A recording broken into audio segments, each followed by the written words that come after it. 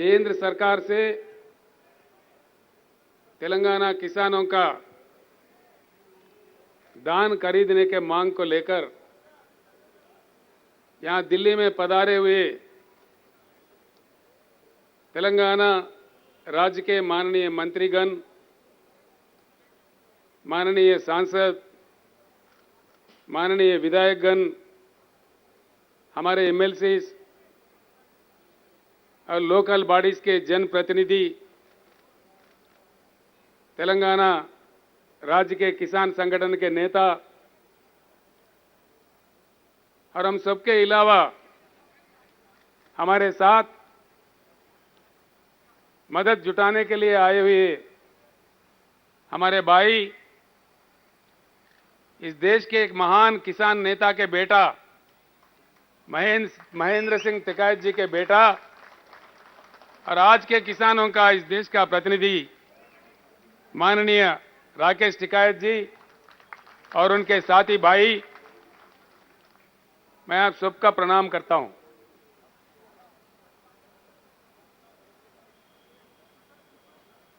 आज इतने दूर करीब 2000 किलोमीटर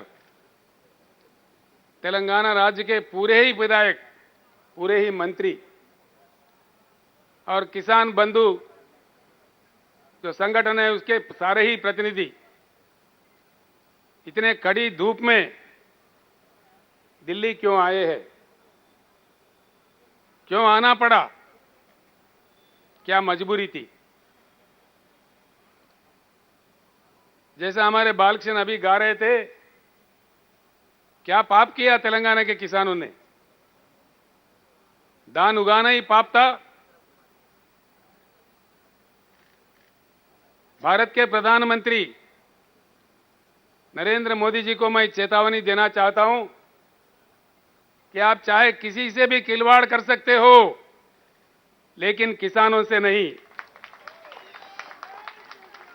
भारत का इतिहास बताता है, जहां भी कष्ट पाकर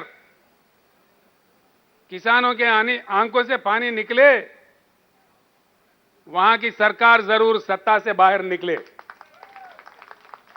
ये शक्ति हमारे देश के किसान में है। सत्ता में कोई परमानेंट नहीं है, लेकिन जब आप सत्ता पे हो, उस नशा में होश खो जाके आप और आपके मंत्री दूसरे मंत्रियों के साथ, राज्यों के मंत्रियों के साथ, किसानों के साथ एक अपमानित रूप से व्यवहार करे, ये बिल्कुल हमें स्वीकार नहीं है। जब हमारे निरंजन रेड्डी जी, हमारे कृषि मंत्री और उनके साथ कुछ मंत्री दिल्ली में आए थे, तेलंगाना किसानों को मांग लेके, यहां के आपके मंत्री पीयूष गोयल साहब का जो व्यवहार था, बहुत ही बुरा था, बहुत ही अपमानित था। बेहतरीन चावल उगा के देश को अन्न देने वाले अन्नदाताओं को इस पीयूष गोयल जी ने कहा, भाई किनकी खिलाओ, किनकी खिलाओ, किनकी यानी के टूटा हुआ राइस के टुकड़े, बेहतरीन राइस उगा के देश को अन्नदान देने वाले किसानों को से कहा गया कि आप किनकी खाओ, तेलंगाना जनता को आदत डालो कि टूटा हुआ राइस खाओ। यह है मर्यादा। भारत सरकार का यही नीति है। जो भी एक न्यायिक मांग लेके आए, धर्म का मांग लेके आए, उसके साथ ये व्यवहार हो, ऐसा हो। वो मंत्री पीयूष गोयल नहीं है, पीयूष गोलमाल है। वो समझता क्या है, मुझे समझ में नहीं आता। उल्टा सुल्टा बोलने लगता है। देश के कोने कोने के बारे में उनको क्या नॉलेज है, क्या बात मालूम है, हमें समझ में नहीं आता। हमारा तेलंगाना राज्य का एक अलग किस्सा है। हम अपने अलग राज्य थे, जबरदस्ती जबकि दिल्ली सरकार ने हमको आंध्र प्रदेश में मिला दिया। आंध्र प्रदेश में मिलने के बाद कई दुख हमें झेलने पड़े। जो प्रोजेक्ट हमारे लिए बनने थे वो बंद कर दिए गए, जो हमारे लिए शुरू किए गए थे कई दशकों तक उसको पेंडिंग रखा गया। किसान को ना नहर से बांध से पानी मिला, मजबूरन जमीन का पानी को ढूंढना पड़ा। आप हैरत करेंगे राकेश टिकैत जी, शायद ही तेलंगाना के मुकाबले में सारे देश में कहीं भी इतने बोरवेल नहीं होंगे। तेलंगाना राज्य में ही सिर्फ तेलंगाना राज्य में आज 30 लाख बोरवेल चलते हैं, 30 लाख। वहां के किसानों ने अपने खून पसीने की कीमत से 50,000 करोड़ के ऊपर खर्च करके इन 30,000 बोरों का खुदवाई की, लाइनों के लिए, करंट लाइन के लिए पैसा भर्ती किया, अपने आप में मोटर खरीदा और उससे धान उगाने का काम किया कईयों दशक, आंखों में पानी लेते हुए। यह हमारी दुख भरी कहानी थी।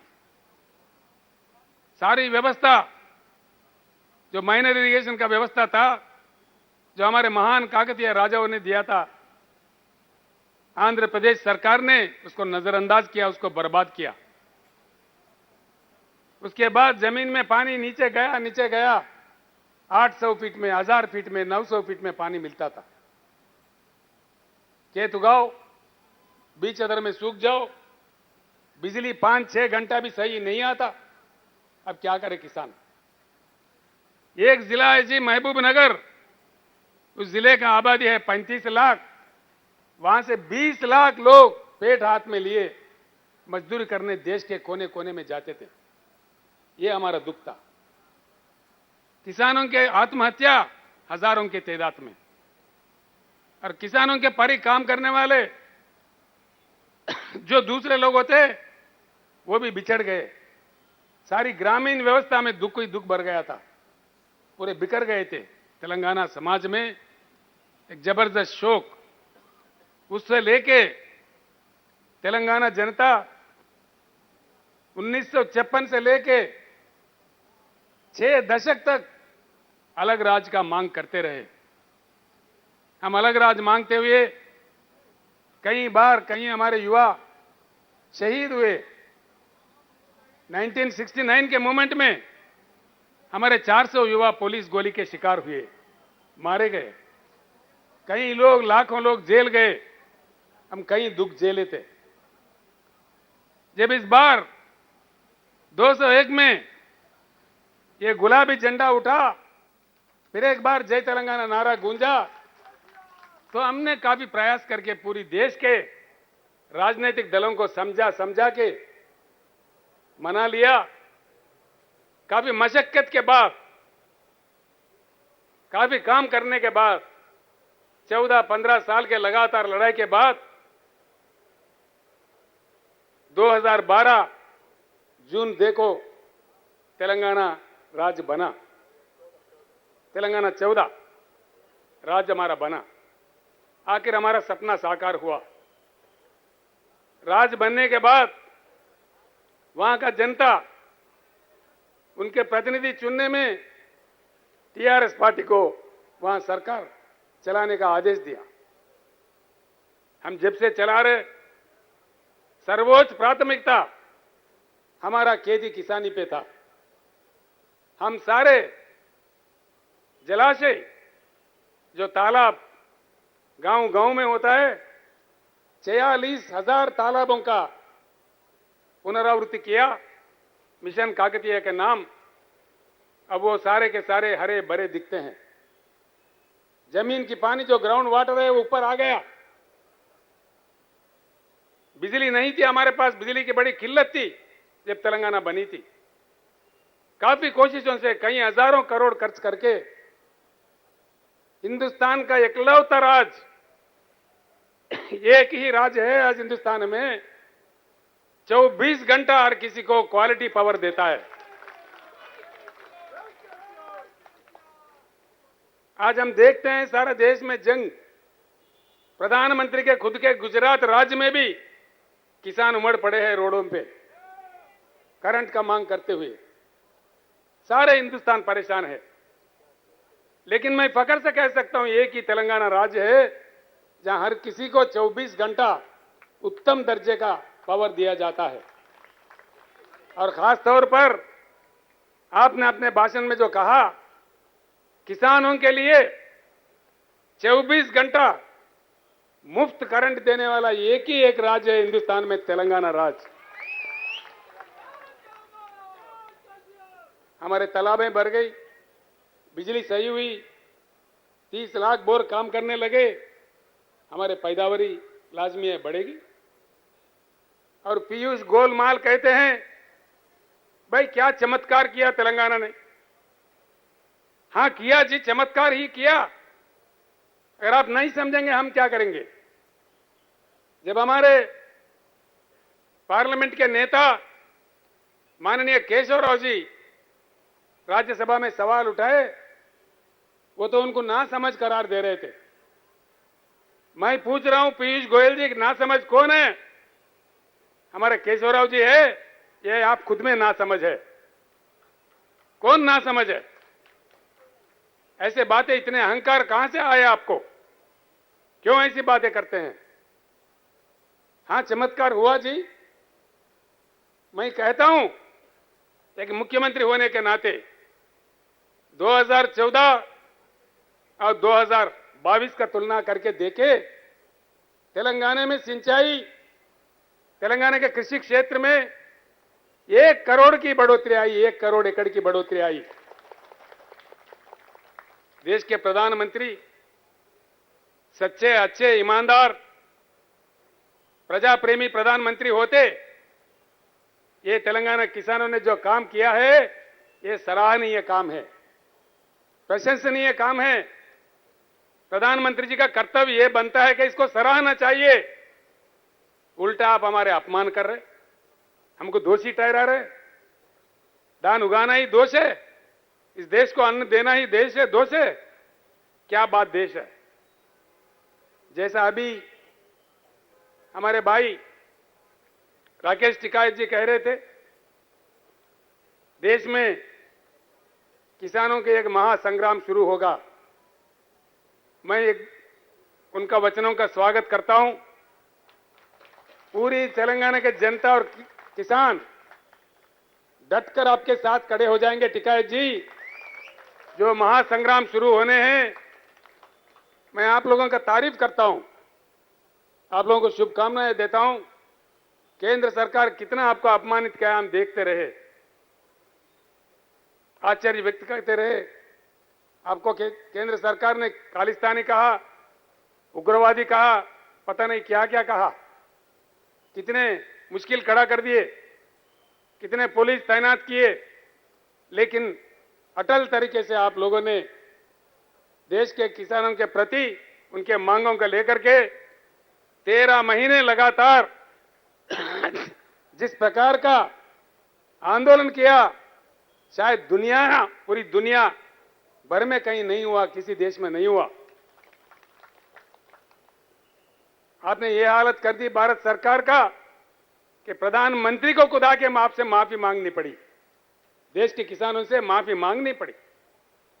हमारे प्रधानमंत्री तो माफी के सौदागर है, जब कभी चुनाव आता है वो माफी मांग लेते हैं। कुछ समय पहले कुछ अन्य लोगों से भी वो माफी मांगे थे, हो सकता है बाद में भी फिर माफी मांगेंगे, यही लगता है। मैं सीधी बात कहना चाहता हूं, तेलंगाना चाहता है, तेलंगाना अनुरोध करता है, डिमांड करता है, इस देश के किसान भिखारी नहीं है, भीख नहीं मांग रहे हैं। इस देश के किसान मांग रहे हैं, अपना हक मांग रहे हैं। फिर एक बार मैं प्रधानमंत्री से कहता हूं, आप एक नई एग्रीकल्चर पॉलिसी का रचना कीजिए, हम भी उसमें योगदान देंगे। आप अगर नहीं करेंगे, ये बात आपकी बस की नहीं है, आगे चल के आपको हटा देके जो नई सरकार आएगा उसके तहत नई एग्रीकल्चर पॉलिसी, जो integrated agriculture policy of India होगा, उसको हम लागू करेंगे। तेलंगाना जब लड़ने के लिए निकलता है, अंतिम विजय प्राप्त करने तक रुकता नहीं। राकेश जी, एक अजीब बात है, अब हमारे किसान धान उगाए, खरीदो बोले तो ये उल्टा पलटा बोलते हैं।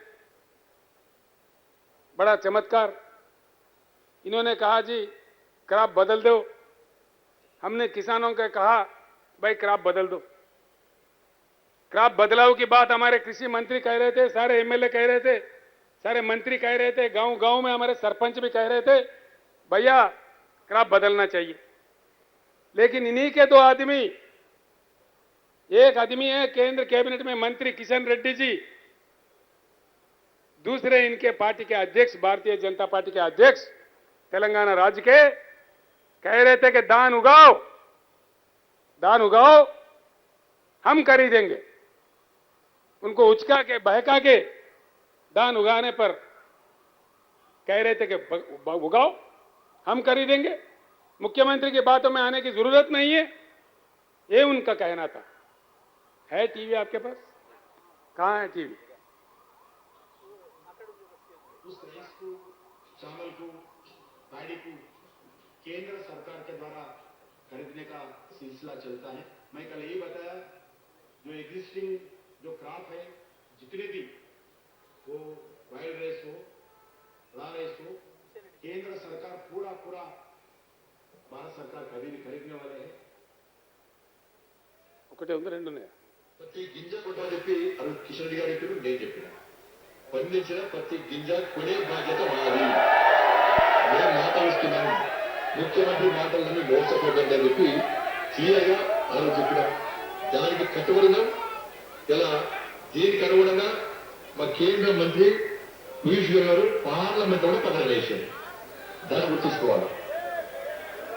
सुना टिकायत जी, ये किशन रेड्डी साहब का टीवी का बयान है जो हमने अभी प्रदर्शित किया। वो तो कह रहे थे एक एक दाना दाना दाना हर दाना खरीदेंगे। अब किधर गए बे लापता है। गजब की बात है, सारे तेलंगाना के जनप्रतिनिधि आए दिल्ली में धरना प्रदर्शन करने। भाजपा का षड्यंत्र देखो, हैदराबाद में वो धरना कर रहे। कितने गंदी बात है। क्यों कर रहे हो भाई?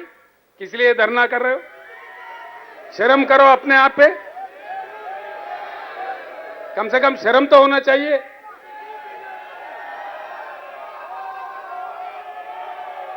इतना बेशर्म भाजपा, इतना बेशर्म क्यों धरना कर रहा है बीजेपी? किस वास्ते धरना कर रहा है? मैं आज बताता हूं,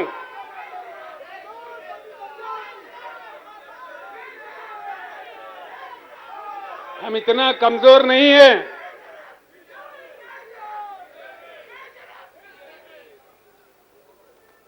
तेलंगाना सरकार इतना कमजोर भी नहीं है कि हमारे किसानों को गंगा में ढकाल देंगे। नहीं, ऐसा नहीं होगा। हमारे जान जाने पर भी ऐसा नहीं होने देंगे। बचा लेंगे हमारे किसानों को। लेकिन सारे देश को पता चले कि इनका व्यवहार कहां कहां क्या क्या चल रहा है, किसानों के साथ इनका व्यवहार क्या है। आपने सही कहा जी, बिल्कुल। आज का जो सरकार है षड्यंत्र वाला सरकार है, जनतंत्र वाला सरकार नहीं है। इतना बड़ा केंद्र का सरकार, इतने बड़े बड़े बातें करने वाले प्रधानमंत्री, तेलंगाना एक छोटा सा राज्य है, वहां के किसान का पैदावारी दान खरीदने के लिए केंद्र सरकार के पास या धन नहीं, या नरेंद्र मोदी जी का मन नहीं। क्या नहीं? धन नहीं कि मन नहीं? तेलंगाना तो आपको वोट चाहिए, दान नहीं चाहिए। तेलंगाना से सीट चाहिए लेकिन दान नहीं चाहिए। यह आपका षड्यंत्र है या राजनीति है। जब आवाज उठा के मांग करे तो उल्टा आपके भाजपा को हैदराबाद में धरना पे बैठाए। शर्म करना चाहिए, शर्म होनी चाहिए। ये षड्यंत्र देश में आगे से नहीं चलेगा। हम जाएंगे जी, आज या कल निकल जाएंगे, इस समस्या का समाधान ढूंढेंगे, इसको निपटाएंगे। और बाज़ाब्ता आके बाकी दिल्ली में बैठ जाएंगे। इस सरकार का क्या क्या नीति है, आप जैसे कह रहे थे, सारे राजनेताओं को इकट्ठा करेंगे, जोड़ेंगे। इस देश के किसानों को जब तक संवैधानिक रक्षा नहीं मिली, जब तक एमएसपी संविधान में ना आए, तब तक हम बिल्कुल आखिरी बूंद खून तक भी हम लड़ते रहेंगे। लड़ाई जारी रहेगा। हम सारे लोग, राकेश टिकैत जी, हम सारे लोग आपके साथ होंगे। जल्द से जल्द जो जो मुख्यमंत्री इस बात से सहमत है, जो जो राजनीतिक पार्टी इस बात से सहमत है, उनकी सारी सहमति से देश में एक ऐसी जलजला भूकंप पैदा करेंगे, ये पीयूष गोलमाल भागते भागते नजर आएंगे। बिल्कुल भागेंगे जी। हमने बहुत देखा जी, बहुत बड़े बड़े हिटलर चले गए, नेपोलियन चले गए, मुसोलिनी चले गए। ये क्या बात है? क्या ये 1000 साल रूल करने के लिए तोड़ी है? कोई परमानेंट है क्या? इतना अहंकार क्यों? किनकी कहो? मंत्रियों से कहते हैं कोई काम दाम नहीं है क्या? मंत्री क्यों आए? हफ्तों पर इनके दफ्तर में गए, वहां मंत्री लोगों को बिठा के 3-3 घंटा देर करके आते हैं ताकि ये चला जाए, उल्टा बदनाम उन पे लग जाए। यही इनका नीति है। सारे हमारे सांसद गए, सांसद के साथ भी यही व्यवहार। क्या ये चलेगा? ये नीति है? केंद्र सरकार चलाने का गंभीरता है? ये बात नहीं चलेगी। यही नहीं जी, कई अन्य बातें हैं जो हमारे दिल में है। सारे देश के जनता के दिल में जो आग है, हमारे दिल में भी वही आग है। ये आग फैल जाएगी। ये आग आपको खत्म करने तक नहीं छोड़ेगी। जो आप कर रहे हैं, इस सरकार का सीधी नीति है। मैं इस सारे हिंदुस्तान के किसानों भाइयों से भी कहता हूं, सरकार का नीति साफ है। ये पूरा किसान खेती कारपोरेटों के वश करना चाहता है। कारपोरेटों को देके किसान जमीन छोड़ दे और अपने ही जमान में किसान नौकरी बन के काम करे, नौकर बन के काम करे। ये इनका नीति है। ये कहते हैं मीटर लगा दो। अभी आपने डिमांड किया किसानों को मुफ्त में मिलना चाहिए। उत्तर प्रदेश में ये हाल हो रहा जी। सरकार चुना, मोदी साहब ने बड़ी अच्छा तोहफा दिया। वहां पे तोहफा इतना है कि एक के जगह अगर 2 पशु खरीदेंगे वो कमर्शियल हो जाएंगे। मीटर लगाओ, खून चूसो। यह है तरीका देश चलाने का, किसानों के साथ खिलवाड़ करने का। ये नहीं चलेंगे। इसके अलावा भी जो भी इनके खिलाफ बोलते हैं उसका अपमान करना, उसका विरोध करना, जो विपक्षी नेता विपक्षी दल होते हैं उनके पीछे सीबीआई लगाओ, ईडी लगाओ, इनकम टैक्स लगाओ। इनके पार्टी के अंदर सारे सत्य हरिश्चंद्र है। देखिए, इनके पार्टी के अंदर सारे के सारे सच्चा हरिश्चंद्र है या उनके भाई है। एक भी नेता खराब नहीं है जी। भाजपा के एक नेता के ऊपर भी ना ईडी जाता, ना सीबीआई जाता, ना खुद जाता। जहां भी कोई प्रश्न उठाते हैं, देखो ये लोग कहने लग जाते हैं जी। हर राज्य में इनका एक तमाशा बना हुआ है। चंद ही दिनों में मुख्यमंत्री को हम जेल भेजेंगे। हमने कहा आओ, दम है तो आओ। किसको कौन जेल भेजेगा? आ जाओ, दम है तो आ जाओ। हर किसी को इनके छोटे मोटे कुत्ते राज्यों में भौंकने लगते हैं, मुख्यमंत्री को जेल भेजेंगे। हर राज्य में हर किसी के साथ। मैं साफ कहता हूं, देश आपको समझ चुका है। आपका जनतंत्र का राज्य नहीं है, आप लोग षड्यंत्र का राज चला रहे हैं। धीरे धीरे पूरा देश समझ गया है। अब देश चुप बैठने वाला नहीं है। तेलंगाना में हमने काफी कुछ कर लिया। भारत देश के लिए अभी काम करना है। हम निकल पड़े हैं। हम इतना बाद में लास्ट में बोलो ना भाई। इधर हम बोल रहे हो, उधर आप बोल रहे हो, तो क्या चीज समझ। अरे बैठ जाओ।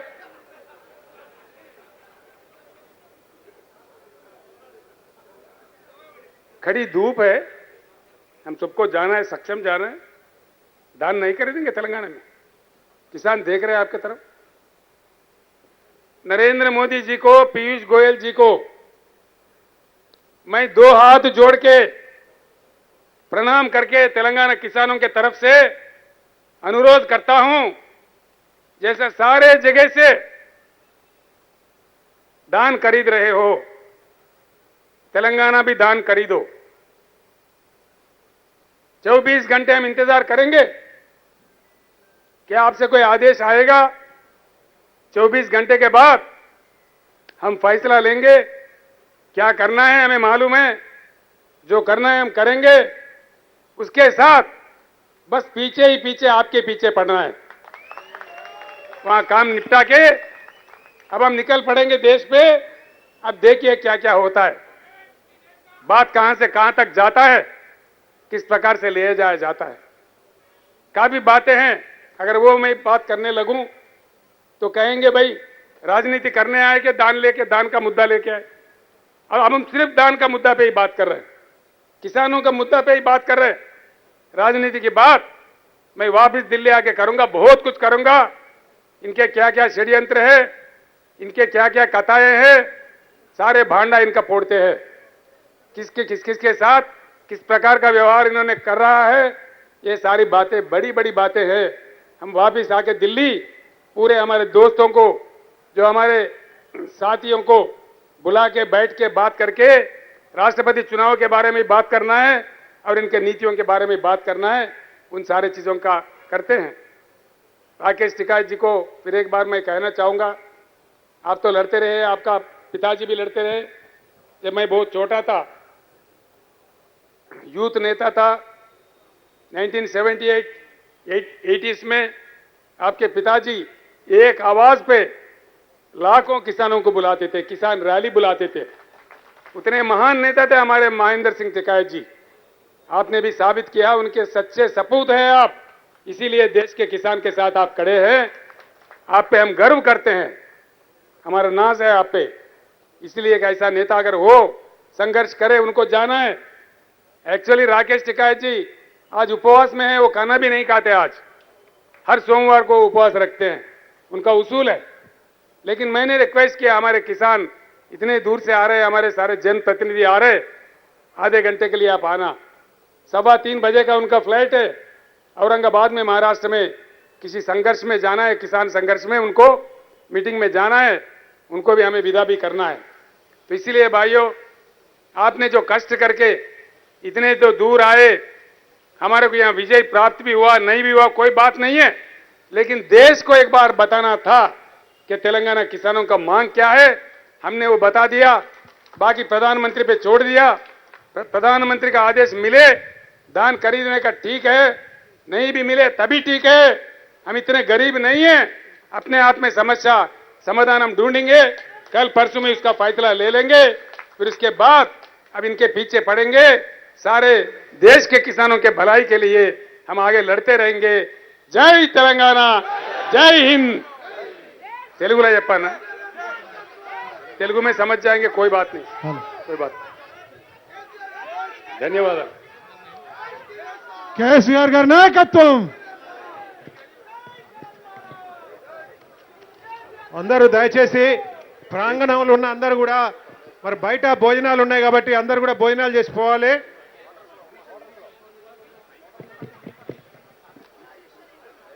వేదిక ముందు ఉన్న అందరూ కూడా వేదికకు రైట్ సైడ్ భోజనాలు ఉన్నాయి, అందరికి కూడా భోజనాలు ఉన్నాయి. క్వార్టర్స్ లో గేట్ దాటినాక రైట్ సైడ్ అందరు కూడా భోజనాలు ఉన్నాయి. దయచేసి భోజనాలు చేయాలి అందరూ. జై తెలంగాణ.